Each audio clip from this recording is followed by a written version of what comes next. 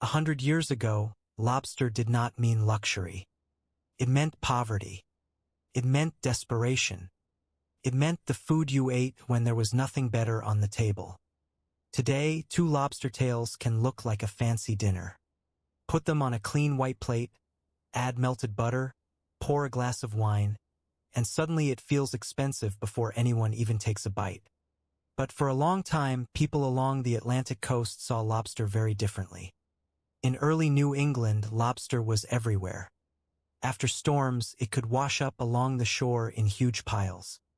It was cheap, easy to get, and so common that it carried almost no status at all.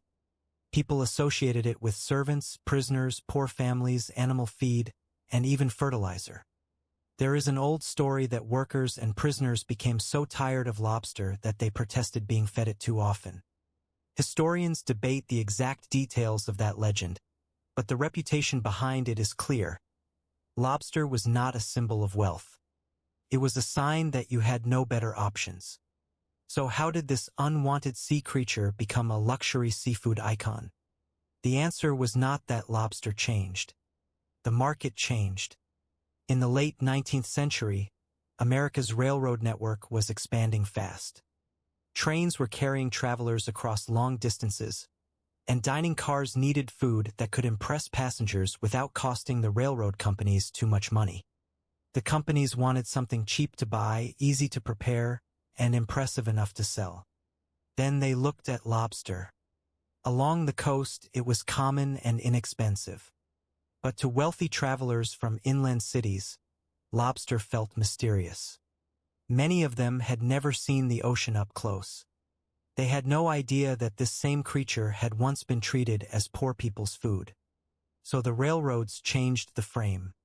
They cooked lobster, placed it on elegant plates, served it with polished silverware, and presented it like a rare taste of the Atlantic. Inside the dining car, surrounded by movement, luxury, and travel, lobster no longer looked like a cheap coastal nuisance. It looked exotic. It looked special. And when those passengers tasted it, the meat was firm, sweet, and rich. For people who had never grown up seeing lobster as ordinary, it felt like a discovery. That was the turning point. Passengers stepped off the trains and went back to their cities asking for lobster in restaurants. Restaurants noticed. Chefs began serving it in more refined ways. Demand grew. Prices climbed. And little by little, the old reputation disappeared. The so-called cockroach of the sea became a symbol of celebration. This is the real business lesson inside the lobster story. Sometimes a product is not failing because the product is bad. Sometimes it is failing because it is being sold in the wrong place to the wrong people under the wrong story. If you sell something to people who already see it as ordinary, they will compare it to the cheapest version they can find. But if you bring that same thing to a different audience, a different location, or a different emotional context, the value can completely change. Lobster did not become luxury because it grew better claws. It became luxury because someone changed the frame. From beach trash to dining car delicacy. From local embarrassment to imported experience.